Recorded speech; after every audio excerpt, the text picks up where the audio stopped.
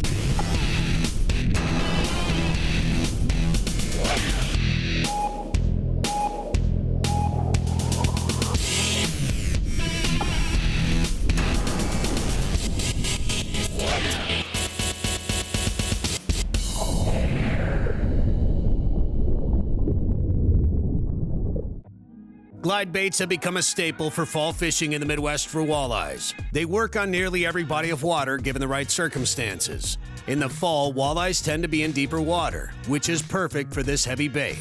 You also need decent water clarity, as the action of the bait is very erratic, and the fish need to be able to see it in order to track it down and bite. So today we're on Lake Oahe, and Lake Oahe is a giant reservoir. It's 231 miles long, and those fish like to use all of it. Sometimes it's kind of overwhelming on where to begin. So what happens with the migration in this system is those fish start in the spring in the north, in the river by Bismarck and up there, and as they progress, as they migrate and follow the bait fish, they start to work south. What I like to do is try to stay in front of that migration, because what it seems like to me is the big fish move first as they come down the lake. If you can get ahead of those fish, you can catch some nice fish. So the fish will follow the bait fish downriver. Then in the fall, it's the opposite. Those fish will start to move north. And in the fall and in the winter, those walleyes migrate into the main creek tributaries and the main rivers, which is the Cheyenne River, the Moore River, and the Grand River. And they winter in there. So we're just trying to intercept those walleyes as they come back to the north, fishing in October. I would recommend coming out in the fall. You might catch the fish of a lifetime.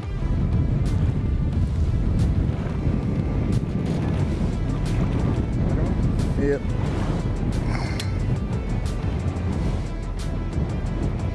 All right, getting better. Getting some shoulders to him. Acting the right way. Yeah! Nice fish.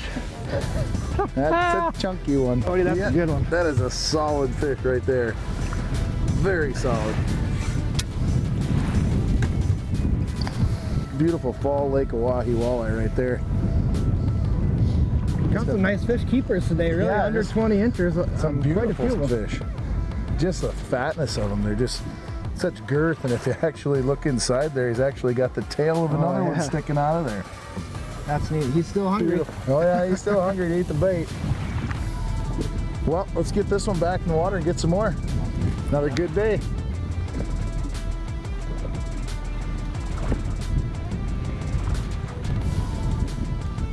There she goes.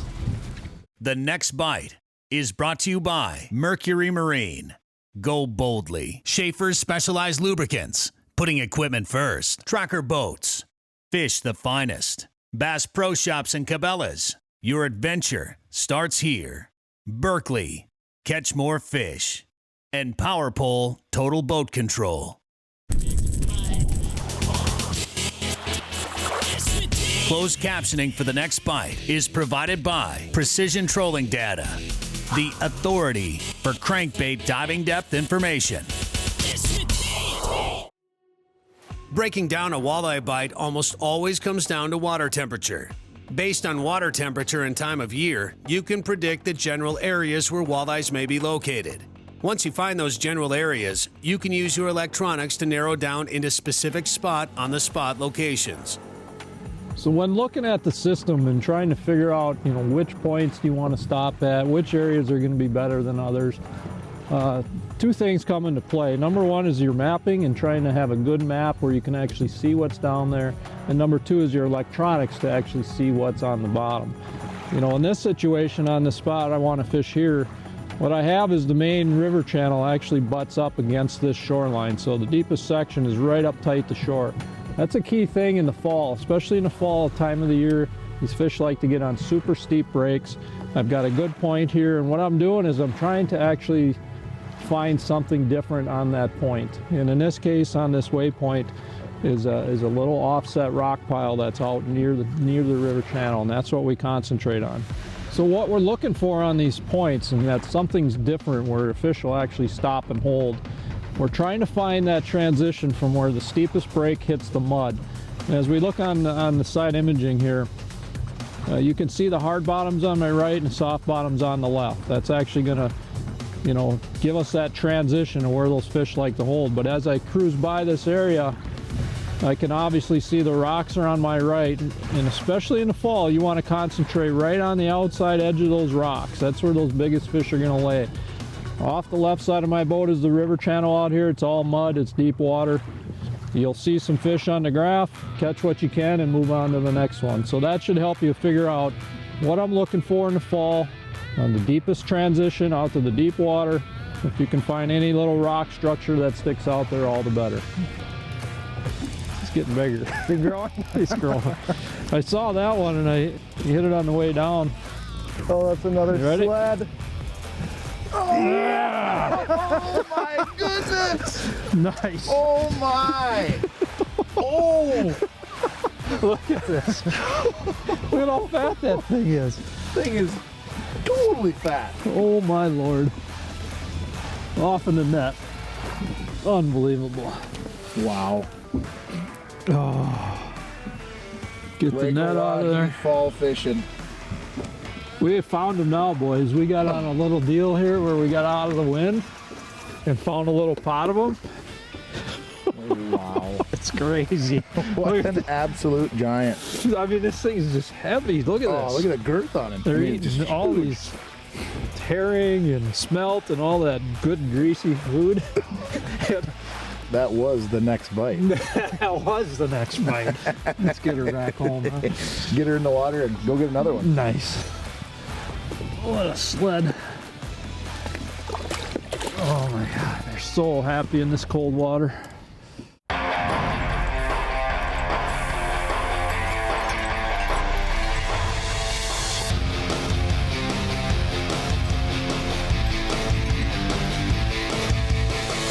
Total Control, presented by Power Pole. 20 years of trust evolved from Total Boat Control. Through the past several years, the use of a power pole has become so important for anglers of the North. There's a lot of different options for you to control the power pole, whether you're in the front of the boat, at your console, or even back close to the boat. And the three options that you really have are just right here. And one is a console switch. I usually have this rigged directly to my console, so when I'm at the steering wheel, I'm able to just access that really easily. Another one is a foot switch here, and what I have these located in the boat is up near the bow. So if I'm running off the bow, if I see a spot that I want to really get that pole down and stay real steady, I'll have those right there, so up and down right up off the bow. The other thing you can also have, obviously, is a lanyard on a fob, and you can wear this around your neck at all times. It controls the power pole up and down. But great to have all three depending on the location that you are fishing most of the time in the boat. But one of the things I wanted to cover here is just the simple pairing of these controls. Basically, all you need to do is there's going to be an orange button on top of that hydraulic pump. And you're going to push and hold that button for 3 seconds, and you'll see a green LED come on, right? And then when that happens, all you need to do is use whatever remote you're pairing, hold it for 1 second. You might not have been able to hear it, but I could hear that HPU beep, and you're now paired. So basically, I'm now able to run that pole up and down with this remote. So whether you're using the lanyard, the foot pedal, or the console control, you do the same process with each, and then you'll have a boat where you can control that power pole wherever you need to. Glide baits are extremely effective, but if you are not using the correct cadence, they can be nearly useless. Paying attention to making slack in your line and the bait hitting the bottom are the two key things when fishing a glide bait. Just another fat fish for fall. Yeah, I mean, another nice fish. We're after a lot bigger ones, but we'll sure take this one. I saw him actually on the sonar right beneath the boat, and I dropped down. So Nice. see him and catch him, that's the name. Additionally, if a buddy standing next to you in the boat is out fishing you, that can often mean that you're using the incorrect cadence. Try mimicking what they're doing, and that could change your day of fishing. So when talking about glide bait fishing, or any bait that kind of walks the dog underwater, we'll talk about equipment first and what we kind of like to use, and then I want to talk about the cadence and how to actually work these baits. Number one is a rod, 7 to 7.5 foot, because you're going to make a longer cast with these. You got to have to set the hook from long distance. The longer the rod, the better. Something in a medium action. I say medium because we're running straight braid with any of these glide baits. I'm running a 10-pound braided line tied to a small little bearing swivel here, and then about a 2-foot leader. And on the leader I use 15-pound fluorocarbon. It may seem a little heavy, but I use that because it's a little bit stiffer line and it won't tangle into your bait when you're trying to walk the dog underwater. When it comes to cadences for fishing these glide baits, there's 2 different ways to fish it. Of course, if we're making long casts, we're actually bombing it out there. We let it sink straight to the bottom with an open bail. As soon as it hits bottom, you want to give it a quick rip. And the key here is when you rip it up, is to actually give it a little bit of slack line, and then I pick it up and follow it back to the bottom. Repeat the process, throw a little slack in the line, follow it back to the bottom, and do that all the way back to the boat. When you get the bait vertically or right back underneath the boat, especially in the fall like we're fishing right now, is you want to give it probably about 10 different hops down there directly vertical. Because a lot of times in the fall these fish like to chase baits, but they're not necessarily wanting to eat it. So when they get that thing vertical and it's actually just swimming in one big circle down there, that's a lot of times when you get your bite. So don't give up on a cast halfway back and reel it in and cast out again. Get it vertical, watch your electronics, make sure you give it enough time down there so if they are chasing it and they do want it, that you can catch them vertically. So that'll help you catch more fish when throwing glide baits. Got him. You need the net? This is a heavy one. This is the right one. It's a good fish. Feels really heavy. I see it. Oh yeah, Oh, it's yeah. a big one. Oh yeah, ready? What would it take? Are you kidding me? What a Oh hog! my goodness! Look at this thing. Look how fat that thing is! Wow! Oh, that is a sled. Oh my word! Yeah, look at this toad. That's why I drive to Oahe right here. Lake Oahe at its finest. Look at this. Oh, Wow! just working these fish over, trying to pinpoint them with forward imaging, anything you can look ahead. And the day to boot. Solid 27-incher. Oh, I mean, just a a fat toad. tank. But coming out here in the fall, this is what we chase. I mean, they make them bigger than this, but we'll Oh, take they're it. in here. We'll take it. What a fish! We're just pitching any kind of glide baits, shiver minnows, Johnny Dar, anything that's just a glide bait. Wow! And Look at the girth on that thing. just working them back to the boat real slow, right on rock transitions, and this is the result. Hunt them up with electronics, Beautiful fish. Beautiful fish. put it in front of them, and have a blast. Let's let her go, buddy. Yep, let's get her back in the water. That's a toad. The next bite is brought to you by Mercury Marine. Go boldly. Schaefer's Specialized Lubricants, putting equipment first. Tracker Boats, fish the finest. Bass Pro Shops and Cabela's, your adventure starts here. Berkeley, catch more fish. Lowrance, find, navigate, dominate. And Power Pole Total Boat Control.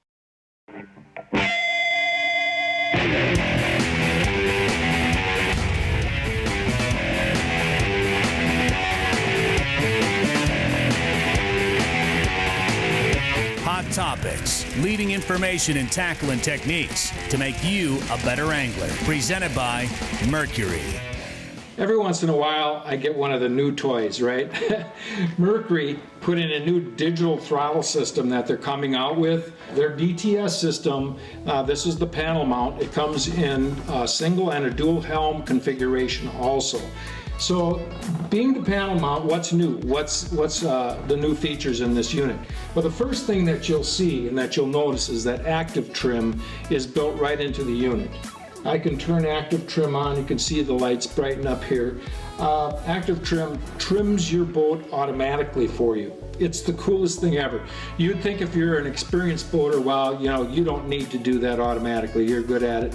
The trim button yourself. I found myself using active trim all the time. And I never thought that would be the case, but it definitely is. You can change configurations of active trim. All you got to do is read through the directions. It's very easy to use. Essentially, you've got a start-stop button right here. These units are so smooth that when it's running, a lot of times it's hard to feel the shifting. And the one thing that they did put on here is a neutral button, this green light. You can see if I put it in reverse, the light goes off. As soon as I get into neutral again, that indicator goes on, so it tells me that the engine's in neutral.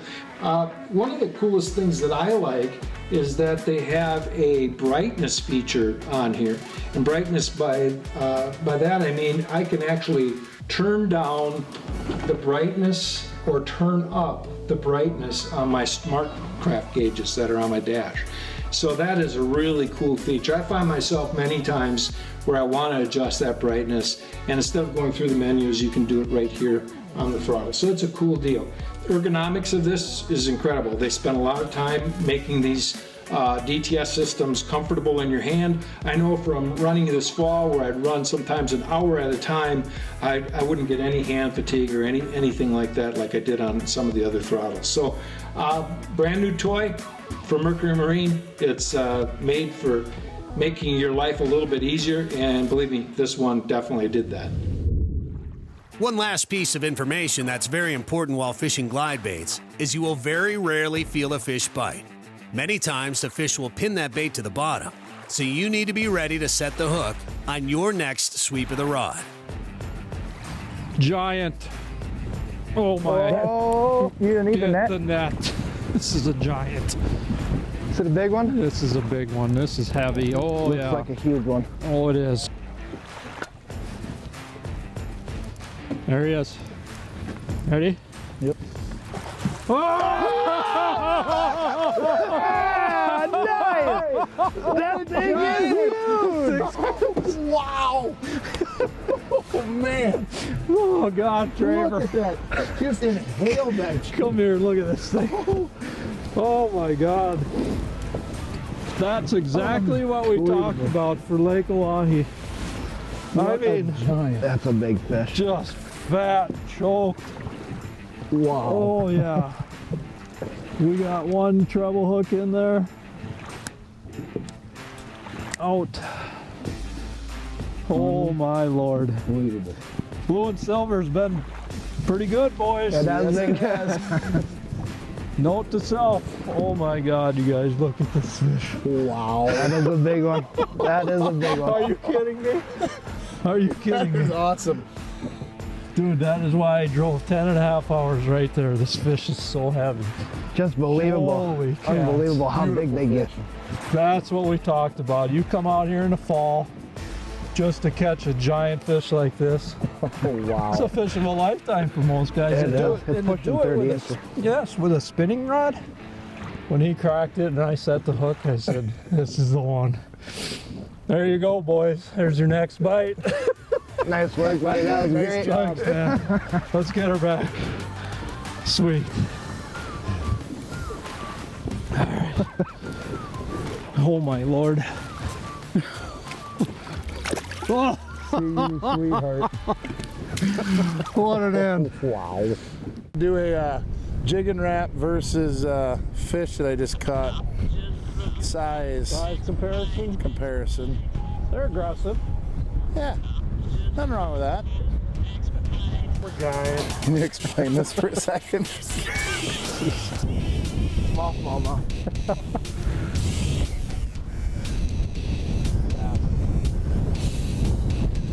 Just ginormous. Yes. Get the net. That's a big fish. There he is. That's a big one. That was so crazy. I swear it was stuck in the tree and it somehow came out. Came out of the tree, and next thing I know, I got something pulling back. I wasn't ready to get the net, but I got ready in a hurry. Like, get the net. The Next Bite would like to thank New Everett's Resort on Lake Oahe in Glenham, South Dakota. New Everett's Resort has a guide service, lodging, steakhouse, and bait shop for all of your fishing needs. For more information on New Everett's Resort, please call 605-762-3256.